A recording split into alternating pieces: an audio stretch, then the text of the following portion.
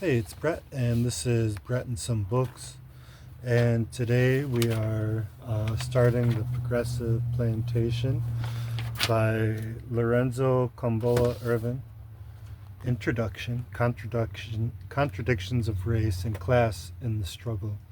I first started writing about internal or institutional racism in radical social change movement circles when I wrote the second edition of my book, Anarchism and the Black Revolution, in 1994. That book reflected my frustrations in dealing with an almost all-white anarchist social movement that I have been identified with for over 40 years now. I have never accepted this internal racism as the way it has to be, and have always been a critic and thorn in the side of the anarchist movement. Yet they have never attempted to bring peoples of color into full participation, or give them an equal voice in the movement, nor raise the issues affecting them and their peoples, which is drastically different from the white middle class agenda, or of white radicals generally. Since racism has to be overthrown instead of voluntarily changed by the white leadership, there is no chance to reform these movements in most instances. They are corrupt as well as racist, but they are stronger than the other groups because they have corporate grant money at their disposal. Even so, it is important for anti-racist, anti-colonial activists to continue trying to dismantle racism inside these movements or organizations, and, failing that, to dismantle the groups themselves entirely. If allowed to continue, they do more harm than good. Activists must recognize the damage of internal racism, the politics which support it, and how to deal with it, and when to act swiftly and forcefully, sometimes even ruthlessly. The truth is that most anti-racist white radicals cannot bring themselves to bring the needed cold-blooded efficiency and commitment to the task. They are lured away from their task by friendships with other white people in the group, their fear of being excluded or shunned, lack of commitment to the struggle, lack of consistent support of people of color, and compromising or selling out to their own deep-seated racism and political opportunism. Somewhere in the back of their minds are self-doubts. Things can't be this bad. We try to we do try to help some people. These are good people I know here. We could not possibly be racist. Or, they just need a little sensitivity training. I have devoted a chapter to that last thought about anti-racist sensitivity and consciousness raising, which I consider a total fraud that never challenges white racism inside these organizations or in society at large. I cannot honestly say that white radicals will make changes in their organizations or themselves, but I can say that if they do not, peoples of color will soon rise up in a mass rebellion or revolution against the oppressive conditions they live under, and overthrow not only the capitalist state, but all of their collaborators, including the white-led nonprofit organizations and radical reform movements that receive corporate money and uphold the entire system of white wealth. I gave white radicals the tools to work with, a theoretical framework, and some analysis of racial oppression. I cannot, however, make them take the steps to actually use in dismantling racism inside radical movements. I just tell them that their lip service and feeble attempts to this point are unacceptable, and one day it will all be taken out of their hands. So they had better act now, or they will find themselves on the wrong side when the decisive battles take place. Internal racism and the example of anarchism. Anarchism is probably the largest white radical tendency on the left today, owing to its ties to punk rock music and other white youth cultural trends. So it serves as a perfect example of internal racism in the radical social change movements generally. But I point out that this variations of the same kind of racism happens inside all white leftist tendencies. As I have stated, I have been a member of the anarchist movement for over 40 years, but even so, there are some doctrinaire groups on the anarchist scene who actually refuse to accept myself and other anarchists of color as being legitimate. It is as if there is an anarchist membership card, and since we cannot produce such a card, we should be barred at the door to the club.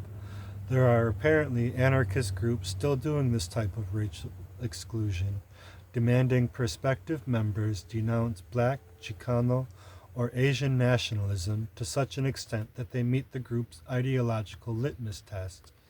Now it's more important to point out they don't demand incoming women members denounce feminism or gay members denounce the queer liberation movement, nor whites to even denounce racism, but they want to lay that burden on people of color sympathetic to anarchism. It is as though they feel we are untrustworthy or politically unclean. Why else? These people want to demand ideological conformity to make those incoming people of color toe the line. I believe they are threatened by the idea of possibly large numbers of people of color joining the anarchist movement, and especially by the idea they might create autonomous tendencies that would challenge white hegemony of the overall movement. Predictably, there will those among them who will rise up and mock alarm at the very notion. How dare you say this? See, here he's making trouble again. But I have seen it happen numerous times over the years, and am frankly sick of it. There is no use pretending there is no racism in the anarchist scene, or trying to discredit me for raising the issue. I have both seen and experienced it myself. Fortunately, this white reaction is not the totality of the issue. It is not about the backward elements among anarchists and their feeble attempts to control people of color by barring the door with political literacy tests, or even barring our right to speak at meetings. People of color will be a part of the anarchist movement and are in the process of building their own tendency. I do want to state my criticisms, though, in this version of the book.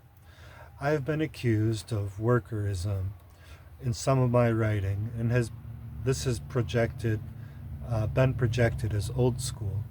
Well, most folks still do work for a living, in contrast to the bohemian anarchist. Although I acknowledge structural unemployment that has made millions of persons as a surplus labor force. However, this does not mean they do not belong to a working class. Further, even if it is weak numerically and its leadership is corrupt, most folks consider it a good thing to join a union, especially at a bad work site. I realize that the nature of the poor and working people have changed and capitalism has gone on to new modes of production. Some call this a capitalist transformation from industrialism to high-tech, and I agree, but this has not obliterated class difference or done away with the work itself.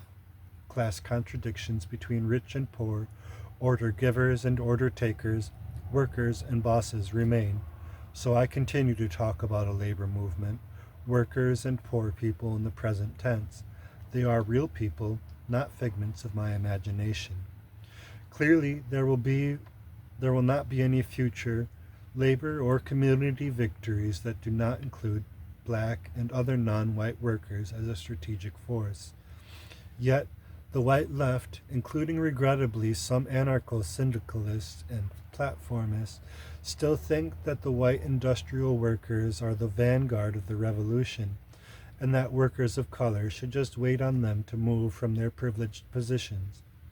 Now, this is not just a matter of semantics. I have actually had them very distinctly tell me this. Yet it is clear to me that they do not really understand how capitalism and white supremacy operate in America. Their theories were made for a time when white male workers dominated industry and the workforce. The face of the American working class has changed, however. For one thing, there are more women working, along with more racial minorities and foreign-born workers than ever before. These workers of color are all subjected to oppression and exploitation on the dual grounds of race and class, and thus have to fight the extra battles against racism and discrimination. They are in labor unions, but also constitute the largest number of unemployed, homeless, and underemployed, and they are the largest number of unorganized workers. I remember some years ago having a critical discussion with some white South African anarchists who put forth a political line of white radical domination of the social change movement, and the question crossed my mind whether these people had even taken part in the anti-apartheid struggle there, or just appeared as a tendency after the struggle was over. Clearly they were part of the white settler class, at least ideologically. Now they project themselves as revolutionary leaders and lecturers after black people there have shed blood to overturn a system of racial oppression which benefited a large segment of the white population. This is similar to the situation in the United States, where on the scale of things, white radicals and progressives played a minuscule role in the black civil rights movement. Yet these white radical groups have revised history as though they had been a part of everything, were in fact leaders, and can now lecture everyone on their political failings. There is something very wrong here. These white middle-class so-called radicals, who have never suffered, been oppressed, or been forced to risk life and limb, need to learn to listen to those who have. They need to recognize that they do not have all the answers, and it is only because of their white skin privilege that they can even articulate the political dimensions of these social problems. They have an analysis with paralysis. The structure of concentrated poverty and poverty in communities of color is clearly racism, but the white radicals are mostly silent or missing in action of the campaigns against it. We must demand that they stand up and join with the peoples of color. We say that this class collaborationism with the state and the boss class must be overcome before a successful campaign against capitalism can be made a reality. Accordingly, we must end the system of white skin privilege on the job and in society. We cannot leave it to another day or see it as a minor thing to be addressed later. History has shown later never comes. The white radicals claim it's all about a mere division of black and POC away from them, as if working with white people is the linchpin of ending racism. Yes, the bosses use this racial division to split the working class and maintain control of the workforce, not just between black and white, but between women and men, foreign-born and citizens, and so on. But white workers must resist the attempt to use one section of the working class to help them advance, while holding back the gains of another segment based on race or nationality. This is how the capitalists subject workers of color to super exploitation. They work under the worst conditions for unequal pay. This kind of class opportunism and capitulationism on the part of white labor has historically prevented development of a united movement, not the demands of workers of color, as many white radicals like to claim. White racism must be directly confronted. There can be no defeat of the capitalist system until the system of super exploitation and world white supremacy is brought to an end. Of course, I still believe that the unity of black POC and white workers is indispensable to combat and overthrow the system of capitalism. But where white workers are now privileged and black workers are penalized in this society, black and Latino unity and struggle must precede and prepare the ground for any possible unity with white workers on a broad scale. Further, a movement has to be built to fight racism and capitalism now and not be afraid to challenge racism in the working class communities themselves, not some romantic white-led movement that refuses to deal with these issues. Many white radicals just foolishly think that black people are eager to work with whites, even after years of sellouts and racism. Well, some of us believe that these white activists must atone for their misdeeds in such past coalitions and prove that they are a reliable force that won't sell out when white workers' interests are threatened. History does not record many instances of white workers fighting to preserve the civil rights or the jobs of workers of color. I don't know of many strikes by white-dominated unions to stop the racist policy of last hired and first fired. Even though white racism hurts all workers, as they always cry in their placards, the fact is that most of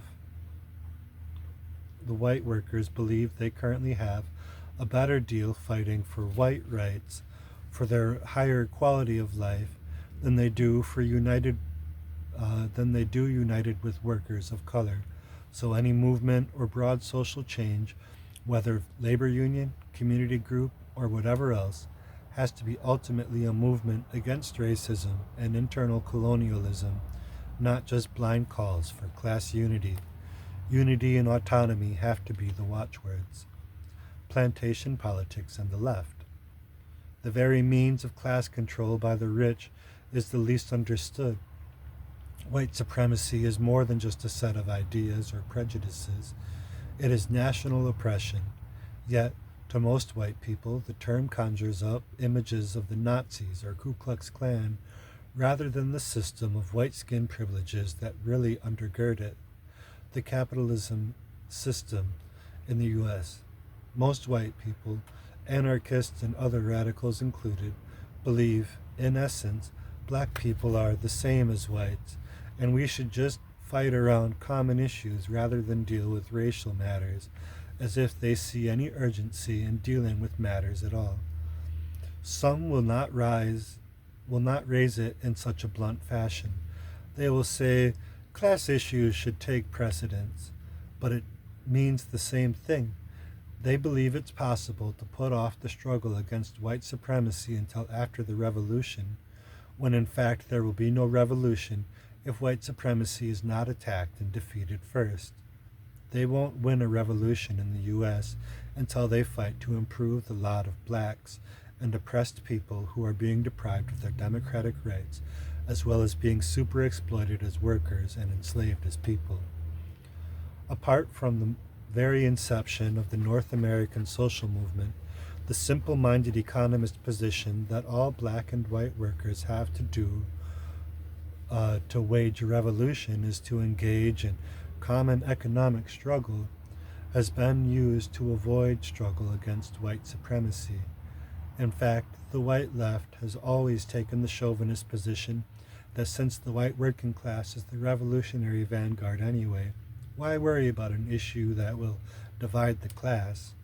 Historically, anarchists have not even brought up the matter of race politics, as one anarchist referred to it the first time the pamphlet was published.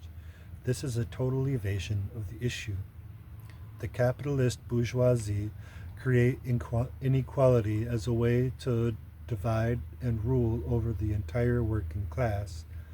White skin privilege is a form of domination by capital over white labor as well as oppressed nationality labor, not just providing material incentives to buy off white workers and set them against black and other oppressed workers.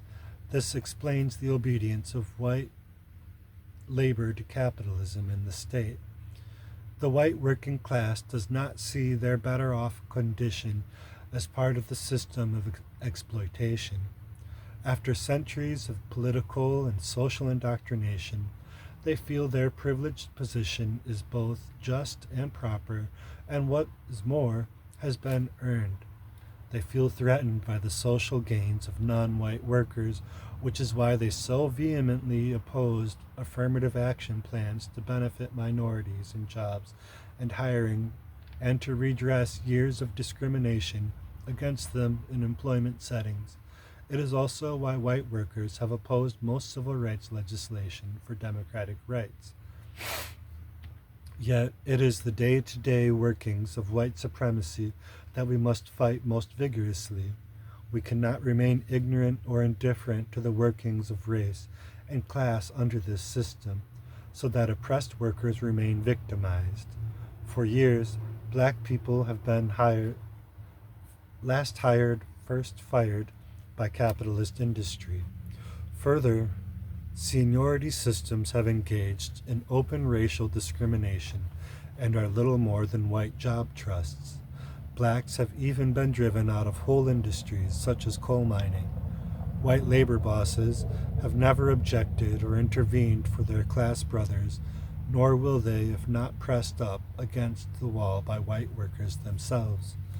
As pointed out, there are material incentives to this white worker opportunism: better jobs, higher pay, improved living conditions in white communities, etc. In short, what has become known as the white middle class lifestyle. This is what labor and the left have always fought to maintain, not class solidarity, which would require a struggle against white supremacy. This lifestyle is based on the super exploitation of the non-white sector of the domestic working class, as well as countries exploited by imperialism around the world. In America, class antagonism had always included racial hatred as an essential component, but it is structural rather than just ideological. The culture and socio-economic systems of U.S. capitalism are based on white supremacy. How then is it possible to truly fight the rule of capital without being forced to defeat white supremacy? The dual-tier economy of whites on top and blacks on the bottom, even with all the class differences among whites, has successfully resisted every attempt by radical social movements. These reluctant reformers have danced around the issue, however. While winning reforms, in many cases primarily for white workers only, these white radicals have yet to topple the system and open the road to social revolution, and they won't do it now. The fight against white skin privilege also requires the rejection of the vicious identification of North Americans as white people, rather than as Welsh, German, Irish, etc., as their national origin.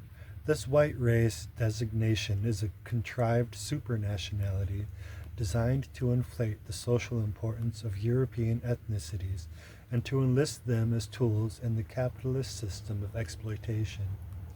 In North America, white skin has always implied freedom and privilege: freedom to gain employment, to travel, to obtain social mobility out of one's born class standing, and a whole world of Eurocentric privileges. Therefore, before a social revolution can take place, there must be an abolition of the social category of the white race. With few exceptions, in this essay, I will begin referring to them as North Americans. The white people must engage in class suicide and race treachery before they can truly be accepted as allies of black and nationally oppressed workers. The whole idea behind a white race is conformity and making them accomplices to mass murder and exploitation. If white people do not want to be saddled with the historical legacy of colonialism, slavery, and genocide themselves, then they must rebel against it. So the whites must denounce the white identity and its system of privilege. They must struggle to redefine themselves in their relationships with others. As long as white society, through the state which says it is acting in the name of white people, continues to oppress and dominate all the institutions of black community, racial tension will continue to exist, and whites generally will continue to be seen as the enemy. And other forms of white supremacy? So what do North Americans start to do to defeat racial opportunism, white skin privileges, and other forms of white supremacy? First, they must break down the walls separating them from their non-white allies. Then together they must wage a fight against inequality in the workplace, communities, and the social order. Yet it is not just the democratic rights of African people we are referring to when we talk about national oppression. If that were the whole issue, then maybe more reforms could obtain social and racial equality in the society. But no, that is not what we are talking about. Blacks, or Africans in America, are colonized.